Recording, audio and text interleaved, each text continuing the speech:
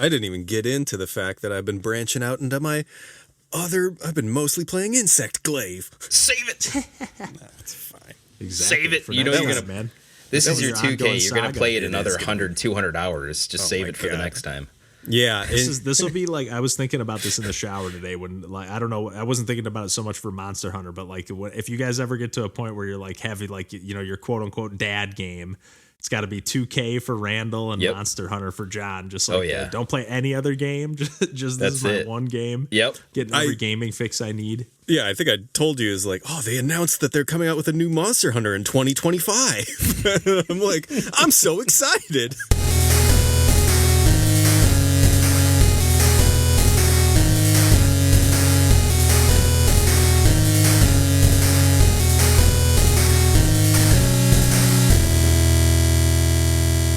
Hey everybody, welcome to Pursuing Pixels. My name's Kevin Portellian. I'm here tonight with John Hines. Hey there. And Randall Nolery. Hey folks. And it's our first episode here for 2024, at least recording wise, and also the first episode in my new apartment. I feel like I'm all anxious for like how the sound quality is going to be. I got like rugs, or not rugs, apologies. I got blankets draped out on the floor to try to muffle the sound a little bit to make it. Got my old coffee table with another blanket draped up on top of it, some pillows on the new coffee table. So hopefully sound quality will be good. But set the soundscape. It's definitely been good. Like I've said a bunch of times, like with the setup I've had for the last like year-ish or whatever, staying with my family, I haven't had the best TV situation for gaming. So like I've been really itching to like get everything set up. That was like the very first thing I did at my new apartment was like, okay, where am I putting the credenza? Where's the TV stand going? Oh yeah. Let me get the speakers hooked up. And I got a $20 Nintendo eShop card, so I'm actually just kind of give some first impressions on a couple games that I picked up because I've been eyeballing. I've been picking up some random games like $2 cheapos on sale that I've talked about recently on either Save It for the Casts or recent episodes. But I ended up picking up. It ended up being pretty much $20 exactly, and I picked up Lil Gator Game was one of the games that I picked up, and I've been eyeing this one up for a while. It's $20, so like I don't know why that $20 threshold always like kind of puts me off, and then I'm like, or not puts me off, but just makes me like kind of balk at like, do I want to buy this right now? Can I wait for it to go on sale? It's out of the impulse territory at that point. Once you get $20.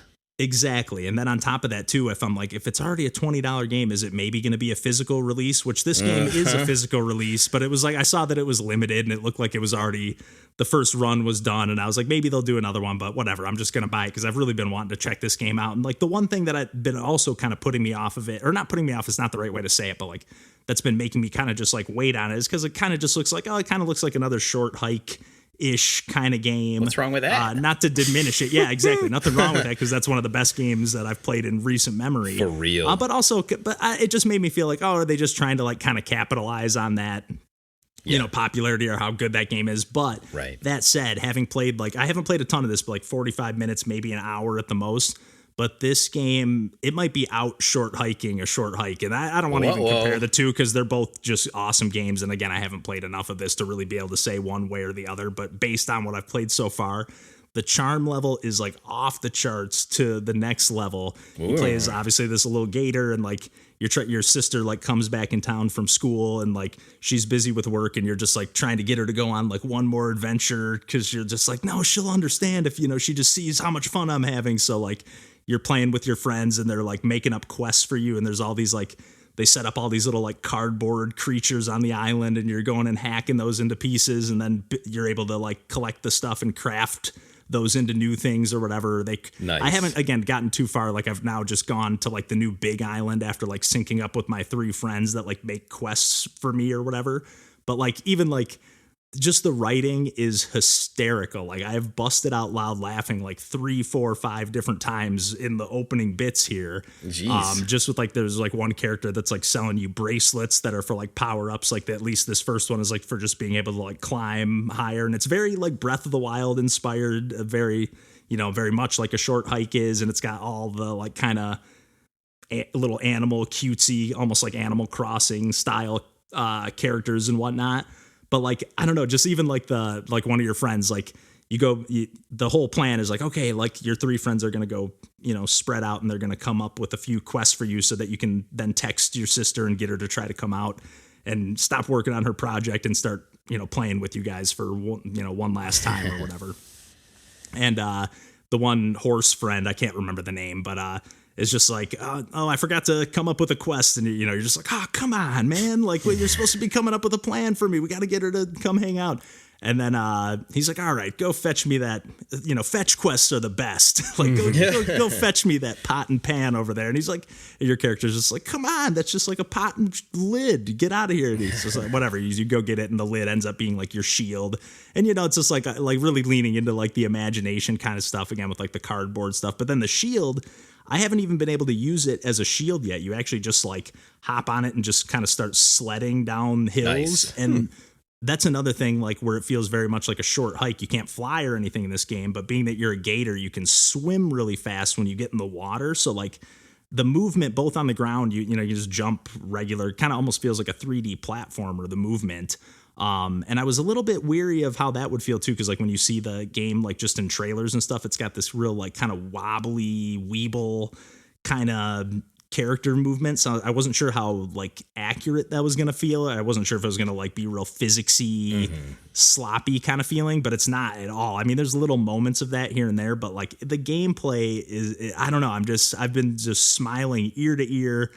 I cannot wait to play more of this game. The only reason I haven't is because I've been trying to get my setup for like streaming and whatnot. And I'm just like, I don't want to spoil any more of like the joy of this game without going in like, you know, semi fresh for a stream here. But like I can't say enough great things about this game, and I can't wait to play some more of it. Dang. Nice. Putting on the wish list. Yeah, definitely one to add to the list. And Randall, I know you're one that will seek out those physical copies, so I don't know how much they're going to go for now that they're sold out, but I think Super Rare put it out. Yeah, I looked through those. I just saw a copy for like $99 in the second hand. I'm like, oh, all right, just put it on the Xbox wish list. Exactly. In due time. Get a digital. Exactly. Yeah, and this one was, I think they put out the physical copy, but it's published by that Platonic, like Friends or whatever. So like the Ukulele Crew has kind of like branched out and done some publishing. They've done some pretty cool games so far. Yeah.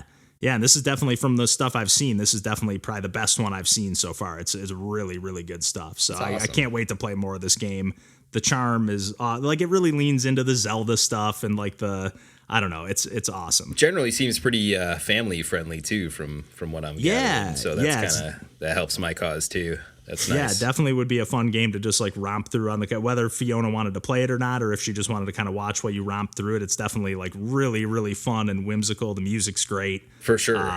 Yeah, I can't wait to explore the big island now that I've kind of like unlocked that area. That's great. Yeah, why don't I kick it over to Randall a little bit before I get to my other game a little later on? Yeah, so I made a resolution. Is this the quickest turnaround we've ever done? The most on the ball?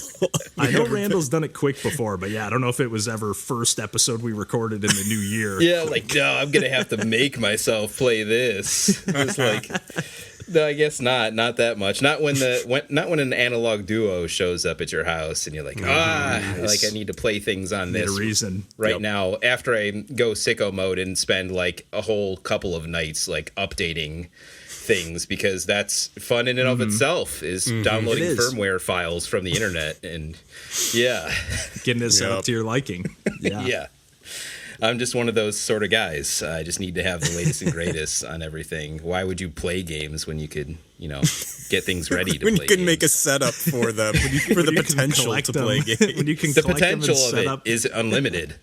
Once you start something, that potential is limited, by default. So that's kind of where I'm at. Nice. So, yeah. Oh, man. The Duo is awesome. It's not perfect. They're still updating it. There's still, it was kind of a son of a bitch to get like my 8-bit DOE PC Engine style controller like paired to it, and they had to do some crazy workarounds with firmware shit with that too. But there was a lot of that at first, but it just launched, so I'm giving them some wiggle room there. But the actual playing of the PC Engine or Turbo Graphics or Turbo Duo games on this thing is like perfect. I would say actually, it's it's nice. And the hardware quality is like right on the same par of their usual stuff, I presume. Yeah, I would say so. As far as like the build, yeah. The build's really good. This is the first system they put out with a CD slot, which is pretty ambitious. Okay, yeah.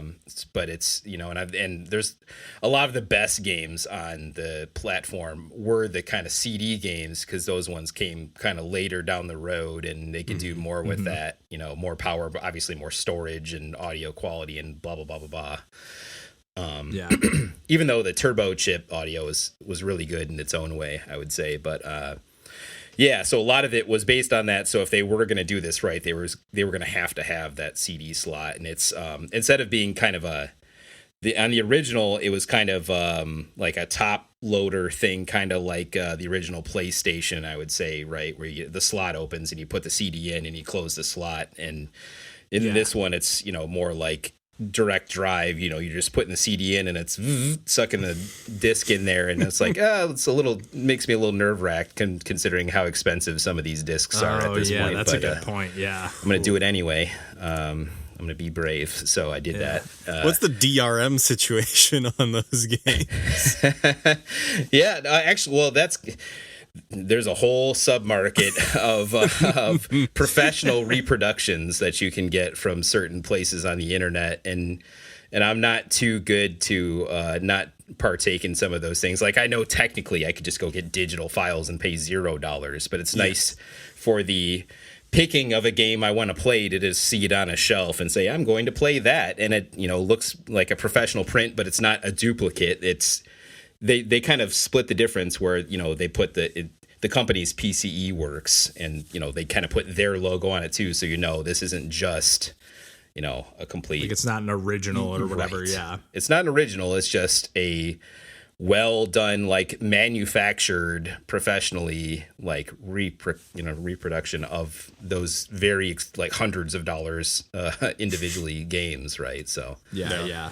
Like the Castlevania that came out on that. But that's a very big tangent, because I'm supposed to be talking about Ys Book 1 and 2. You're setting the scene. It's good. I always set the scene. I could further set the scene to say I had this library because I bought a Turbo Duo back in, I don't know, I'm not even sure anymore. It was a lot of years ago. It was a while ago, yeah. Yeah, maybe like 8 years ago, somewhere in there. And then I had it modded for SCART, but then it always had kind of a buzzing noise to it, which is not uncommon with these systems. But, that it kind of hurts the enjoyment just a little bit, just like constantly hearing an audio buzz that you can't quite get rid of. Yeah. But the Duo will even replicate some of that stuff if you choose. It gets down to that level of authenticity to the actual console. But you can toggle, like, I want to see it as if it were composite as opposed to RGB as far as like the video output, and like you can just get real nitty gritty on some of this stuff, which is cool. Nice. Because some people's like nostalgic experience would just be hooking up AV cables or RF or whatever and just going right with their turbo graphics. But yeah, Ys Book 1 and 2 was like one of the first CD games like on a console practically. Like I didn't do my homework, but it's like 1989 on a console. Oh my God, yeah. Crazy. And then 1990 in North America to launch with a TurboGrafx CD, which was, I'm sure, very expensive at the time, add-on to the TurboGrafx before they released the all-in-one Turbo Duo. So, but this Ys Book 1 and 2 is a compilation of both games, because I think they originally were on, like, they might have been on PC before. Now I might be speaking out of hand, but essentially they're top-down games, the Ys games, where, especially the early ones, you're kind of running into enemies to damage them, and it's just kind of like a very straightforward, simplified action RPG, I guess I would say. Great music, really good production values for being that early on too. They've got like little cutscenes that are kind of sort of animated, and really good soundtrack. They put a lot of effort into this. I'm pretty impressed. I'm kind of surprised I hadn't played it much before, but I'm not like an RPG first sort of guy typically either, which was another reason to make it a resolution for myself. So I forget, did you ever play any of the Faerun titles, or did we? No. Okay, because I was wondering like how much more complicated these games are than that, which didn't really have like there weren't equipment, there weren't really items. Like there were things that you would get to unlock the next gate, and then, or it's like, oh, this is the item that unlocks the next area per se, but not a lot of like, if you think about like Link's Awakening or like that level of like I mean, other customization. So what's the deal with these? Well, in Ys, like you can collect, you can still, it's complicated enough that you can equip, weapons and armor and shields, and like you get those things and you'll have to, upgrade over time. Like you're not upgrading that exact item, but you're getting a new one in your menu slot or whatever. Although I didn't even realize, I spent the first 2 hours grinding because I hadn't realized that I hadn't equipped the weapon and shield that I had bought. And I was managing to challenge run strats. You just get used to like the pain of games like Elden Ring, and you just assume that like, oh, okay, I just know what I need to do to especially get good. Retro stuff too. Yeah, just retro hard. Yeah, retro hard. Exactly. That's good. What I assumed. Like, oh, okay. No, actually, I needed to equip these things, and now that I've got better stuff, I guess I wasted my money on those original ones. Oh well. Yeah.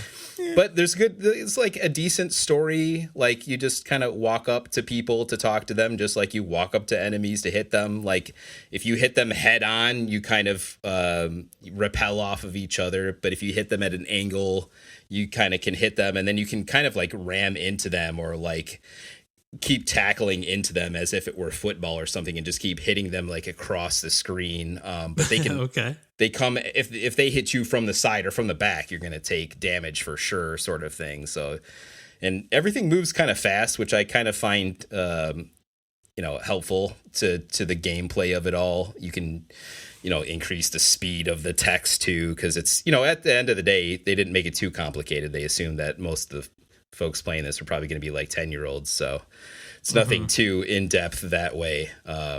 But it's just like really satisfying. Like at the end of the day, it's another turn your brain off sort of game, and just like watch the numbers go up, and hey, there's a cave over there. Oh, it's a dungeon. And it's got that kind of Zelda component to some degree too. And there's like levels to the dungeon, and oh, there's treasure chests there, but you don't have this key yet. Oh, you found the key on a random enemy. Now you can go back. Do you know where all those treasure chests were? And certain items will give you certain abilities to see hidden pathways and things. So they had some ideas. It wasn't super duper, by the numbers straightforward, I would say. They were trying some different stuff there, which I appreciate too. I was bagging on Super Mario RPG in the previous episode I was on for being too simple, but this is the right type of action-y simple for me, I guess. I would say, Did you finish it already? No, not yet. But I'm probably like 4 or 5 hours in already. Nice. I put some time in, and I had a good stretch there where I was playing it every night for 4 or 5 nights in a row, I'd say. And are they separate titles? I was just going to ask that. Yep.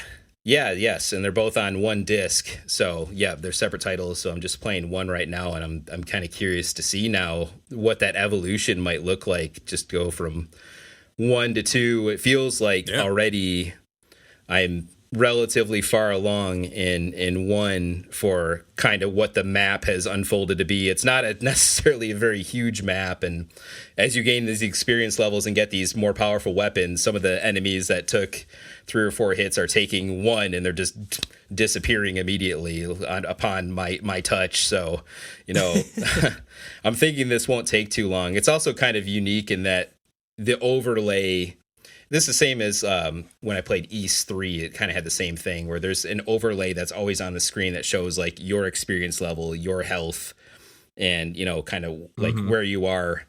And, that stuff is kind of cute to me. It's got its own little charms, I would say, in a old school retro way. Nice. I'm into it so far. I'm glad I made myself play this. Nice. Yeah, I'm glad it's paying off so far, and bright and early in the year. Yeah. You planning to go right into 2, do you think, if you finish this one, or do you think you'll savor it and, wait between them a little bit? That's a good question. I bet I'll probably run into it just because like the high of completing it and seeing the credits and it being right there already in the system will probably just be like, bop, let's go. Yeah. I even sure. did sicko where like all the weapons and armor and shields that I could get so far, because each one has an individual slot on the menu, I've bought them even though I didn't even need to equip them anymore, just to fill out. I do that in so many games. Yep. Man, that is almost too good of a transition. If you're done. Yep, that's it. Well, I've been filling out every single weapon and armor slot in Monster Hunter World. That makes sense. That's so good. That's so good. Now that I'm playing games on Steam Deck, I don't know if you guys have been as diligently checking in my play times as when I was on the Switch. I never check Steam, no. Oh, Nope. man, because I am now past the 100-hour mark in Monster Hunter World. Nice. And when did you start this again? Pretty recently, right? Not that long ago. Not When long you, ago. well, before you got, or when you got the Steam Deck. After Yeah, you got so the that Steam was- Deck, yeah. Maybe around Thanksgiving. Yeah, that's a reasonable amount of time. Hey, you've had some time off recently.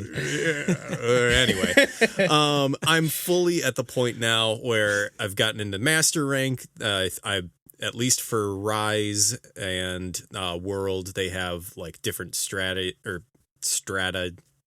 That's the word I was looking for, but I stopped in the middle of the word. Anyway, of like, here's low rank, here's high rank, and then master rank for the level of quests and, you know, how difficult the enemies, how much health they have, how much damage they do to you. And I've been happily going, like, now that I'm in the master rank, being like, all right, I'm just going to hang out in the low rank and help people through their quests, because the armor I have basically makes me invincible to all of the enemies, and I can just take my time or like help people out, because it's very nice to, when you're in the very early parts of the game, to like, they kind of know if you're coming to these games after the fact that the good content is much further along in the game, so they want to try to get you through the early parts of the game as fast as possible.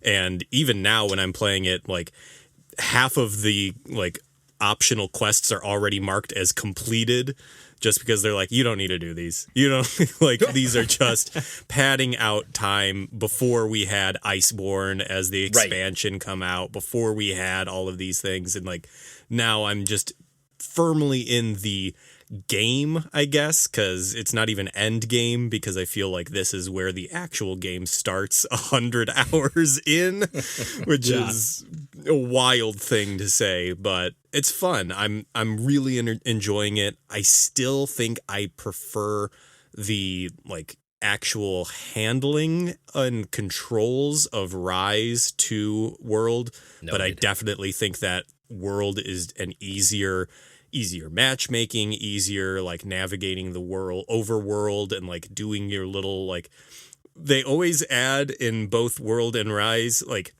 these secondary base locations where instead of it being like, oh, here's this giant area where, you know, the chef is all the way over here and the armory is all the way over here, and it takes so much time to run there. And then they have this second area that's in the DLC where it's like, all right, everything is right next to each other. You can just go like boom, boom, boom.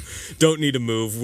We know you're just navigating menus in this game. We don't need to have any like mid points between those. Like, Quality remove of the life, friction baby. as much as possible. Yeah.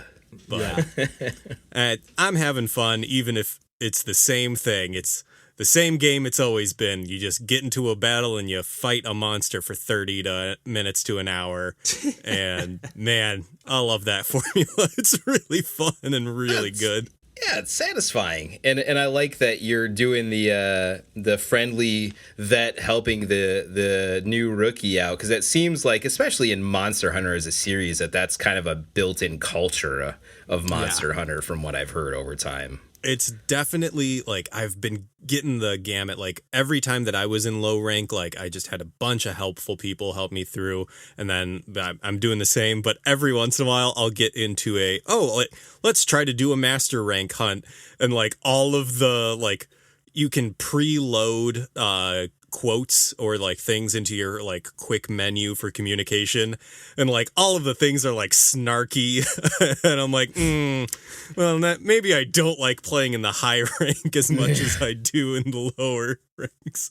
That makes sense. Yeah, but also every once in a while, like when we're just having a nightmare battle and it's just two of us, and then after we spend like just an ungodly amount of time fighting a battle that should have taken us so much less time, like once we finally slay the monster, it's just both of us just spamming like thumbs up at each other. I was like, this is nice, and I take it back. This rules. Got to get through the thick of it. That's awesome. That's great. Are you playing handheld mostly, or are you hooking it up to the TV? Mostly playing on TV now that I got the actual dock, and that's nice. Been nice. But I think I may have mentioned it on the last podcast how the charging cable doesn't charge the controller when the system is off, so it's just kind of a pain. Like PS3 controller somewhere else PS4, or something. Right? Yeah, I'm using the PS4 controller, and it's such a minor complaint, but that's basically been my experience with the Steam Deck, is just minor complaints. Like it's overall, I think it's a great like system and a great like platform to do it in, especially for someone who doesn't have a dedicated like gaming PC.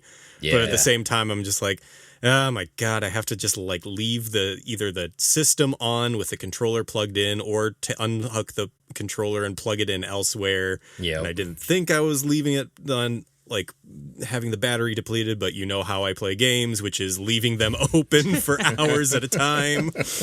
Yeah. These are my own bad habits. I'm making my bed and I'm sleeping in it. Nice. Well, I'm glad you're enjoying playing on the TV though, for sure. Oh yeah. Well, I know for the last couple of games we got here, Randall and I have both been playing a little Apple Arcade action, although at least I have not been playing on Apple. I've been playing on Switch. I don't know which one of us wants to take the lead here.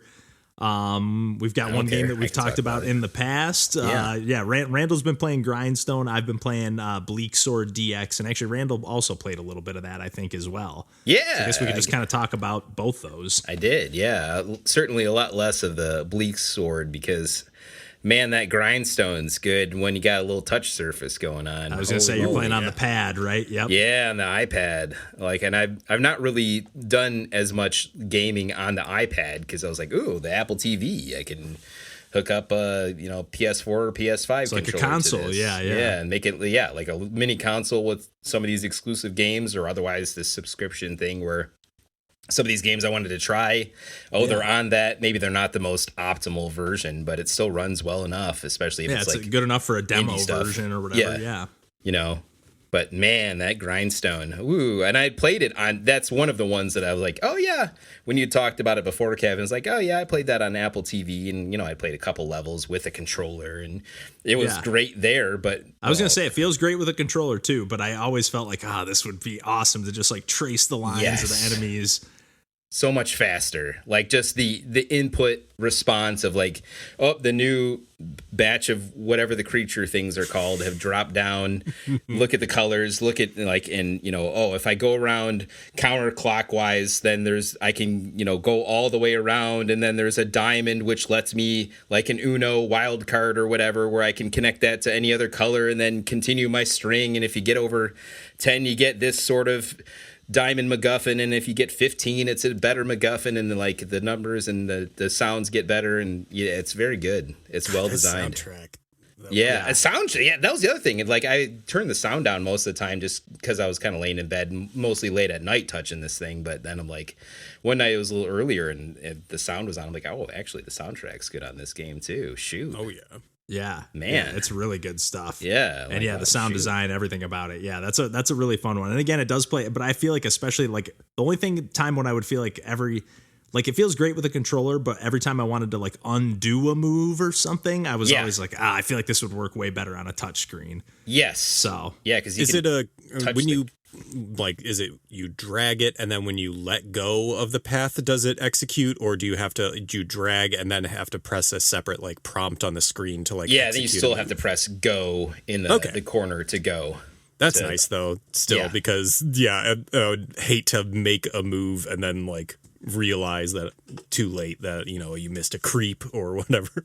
Oh yeah, and that happens a lot, right? Or because you have these other, one use or two use moves at the bottom, right? That you can equip, and you get different ones over time if you do well enough on levels. Then, like, if I use the arrow and take out the one enemy that's the wrong color, and it drops the column one more slot, and now I can make a longer branch by connecting through that combo. And and that's actually nice too, because that's one thing that I'd be looking at the screen and I'm playing on a gamepad. It like maps those extra abilities to like a hotkey or a button or whatever on the controller, and I would just kind of always forget to use them. But I feel like again on the touchscreen they're just like kind of they're right there, almost sitting there like a big juicy button, even on the screen in the game when you're playing. That's what it looks like. But I'm just like, it took me a while to even figure out that you could use those. And actually, that's a perfect transition to go into some Bleak Sword DX, because I just learned that you could pick up these. Anyways, let me talk about the game a little bit before I start talking about the random thing that made it a perfect transition, whatever. But this game is like this really cool. I had seen some clips of it. I didn't realize it was an Apple Arcade release initially, but I saw that it had released on Switch recently, and that's this new DX version, I think. I don't know if that's the version that is on Apple Arcade now. I think so, but don't think it was initially, because like when I booted this up, it was like you can pick DX version or you can pick like classic, and it just says DX is like more. It just literally says like more fun levels with like more challenging, like slightly more challenging but more fair level layouts. I forget exactly what it said, but it just kind of like breaks down. So I was like, well, I guess I'll start with the DX version here, since that's what I picked up. And this was the other game I picked up with that $20 gift card. It's normally only $10, so it was on sale for $7.50. I was like, oh man, I would have picked this up probably. This is almost as impulse for $10. Yeah. Just being that it's got the really cool like black and white for the most part 1-bit style. There's a little bit of red here and there. Yeah, like that but it's monochromatic sort of thing. Yeah. Yeah, and it's like mostly pixel art, but it's kind of like a pseudo 3D kind of thing. You're like playing like these little like mini diorama levels almost. And I really like how the game is like level driven. Like you're like kind of going through, it looks like, at least in this DX version, it looks like there's like 12 worlds, maybe 10 or 12 worlds with like about 12 levels each in them. Yeah. And each one just gets like progressively harder. And another thing that I really loved about this game, and I can kind of see maybe why if they were releasing it, with mobile in mind, but I really love how like the combat is nice and deep and everything, but it's pretty simplistic. Like you just have like a dash, a block, and an attack, and then you can like hold your attack button down for a certain amount of time and then do like kind of like a lunge attack. And you can even like, there's quite a few nice settings. Like you can actually like turn on, I thought I was just going to turn it on for a minute just to get used to it and then turn it off, but I ended up leaving it on. You can actually, it shows like the radius of your charge attack. Yeah. I like that too. That was a very nice touch when I noticed that was happening. Like, oh no, I want to keep this. This is good. Yeah. Same here. I was like, it's just enough to like know. And then, but if you hold it down for too long, you kind of like lose your, I think you can't hold it down forever and just wait, and the combat's very timing focused that way. If you want to do that like charge attack dash thing, like, and it took me a while to kind of get the hang of it, but I can see like, okay, this is nice. I like how they're doing this. Yeah, I just like how straightforward it is. And then what I was going to say at the beginning is like you pick up along the way, like after you beat stages, you do like level up regular style, and then after you or you get X experience points or whatever, and then you can level up after a certain amount of time, and then I think you just get to pick between like upgrading your defense or your health or your attack, like one of two things, I think. It's not a roguelike or anything, but it has like a little bit of that flavor. And then along the way also you'll pick up these various items along the way that are like one-time use, or maybe they're like consumable, but if you die, you drop those items. You get one chance to play that level again, and if you beat it, you get to regain those items. Yeah.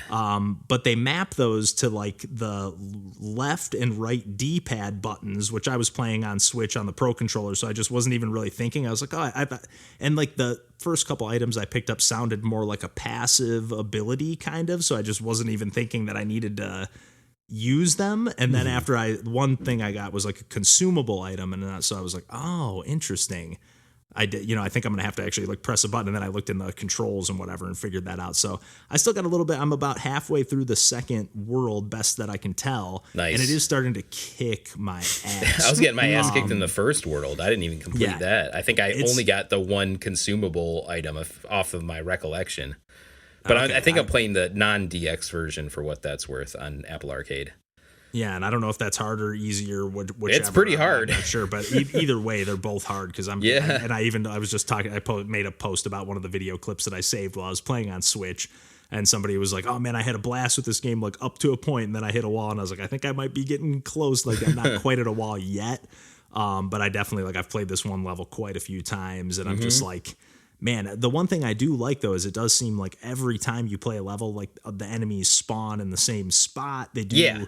They once they spawn, they'll react to what you do and whatever. But like as far as like the level, you can kind of start to learn it and." Get into that almost like Hotline Miami or something style where you just kind of like learn the pattern of the level and like, okay, now I know how to take down this enemy or this is the order I want to tackle this in. And you can get a little bit strategic with it as well. But I love how like reactive it is. And it's just, you got your little stamina bar. It's pretty straightforward, but it's just really well executed. And in the trailer, it looks like there's like some cool like horseback riding levels. It looks like they're gonna throw some like twists. Like the second world's kind of like a swampy area. So like some of these diorama stages, like you have to like go over these bridges to get over the little stream in the level. So like it kind of like ropes things off and blocks off like certain enemies where you can't get to them. So you have to repel their attacks back at them by like blocking at the right time. Yeah, which is you easier can't said actually than go done into too. Exactly. But if you time the block right, then you get to do like almost like a double attack. And I think it replenishes your stamina. So yeah, and then like it seems like you can just like dodge roll infinitely, best that I can tell. I thought it you said gotta that you use stamina, that roll. But yeah, like the roll is very and important. And then enemies will have like it has just really good like telegraphing stuff. Like if an enemy is about to do an attack, that if it has an exclamation point above its head, that means you can't block that attack. And it's again like kind of roguelike style. It gives you like a little tip every time you die, like, oh, watch out for this, or make sure you use your consumable items. So I think that's where I figured out like, oh yeah, okay, you have to actually use those.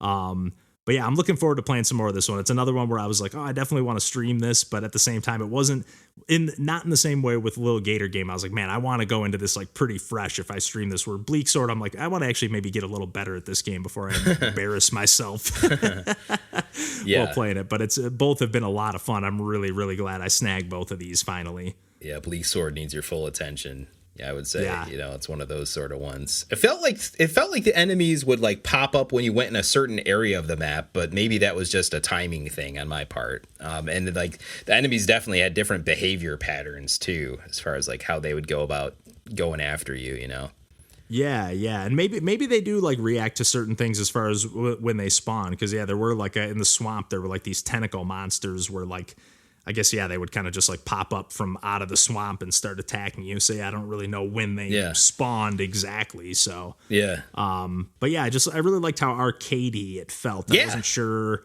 what the structure and like the wrapping format of the game was going to be, and I really liked that they went with like a not necessarily roguelike style. That they have a lot of roguelike things going on.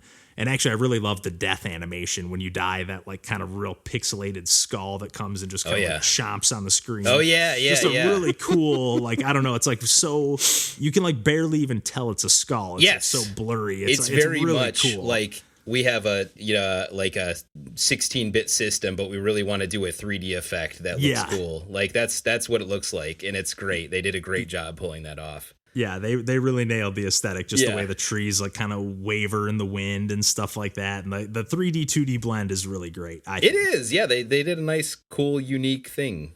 Yeah. Yeah, and they actually in the swamp levels too, there's been some really cool like thunderstorm lightning effects going on. So there's some really cool, dramatic moments going on. So I'm looking forward to hopefully getting further into the game if I'm able to be, good enough at it. Right. But, man. But I don't know, anything else before we wrap things up for this week, guys? That's it for now. Yeah, I think we're good. All right, sounds good. Well, as always, you can find us on the internet at pursuingpixels.com. Hopefully the audio quality is a little is doable this week. Right now I can hear like some water running or something. I feel like this apartment is just such a noisy apartment so far, but whatever, we'll make it work. I've made it work everywhere else. Hang up some fabric art on your wall, Kev. That would probably help the cause. Well, yeah, but still, the way, like just the creaks and whatever in this building, it's an older building, I think. Every building. Yeah, exactly. I made it work with my clanking radiators at the old place. So Yeah. But yeah, anyways, it feels good to be in a new spot. Can't wait to start playing some games on the big screen and doing some streaming again. But yeah, again, we're at pursuingpixels.com. And as always, we'll catch you next week. And until then, take care. Bye-bye. Bye.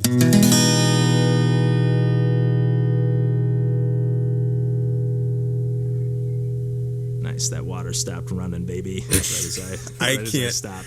I can't hear anything. Like the Nope, not at all. The ambient echo is just different. Like it's not even an echo, but like I'm like, oh, you're in a different space. I can tell you're in a different room. Yeah. It is weird. It is weird. Yeah. But it felt pretty good. Not too bad. No, yeah.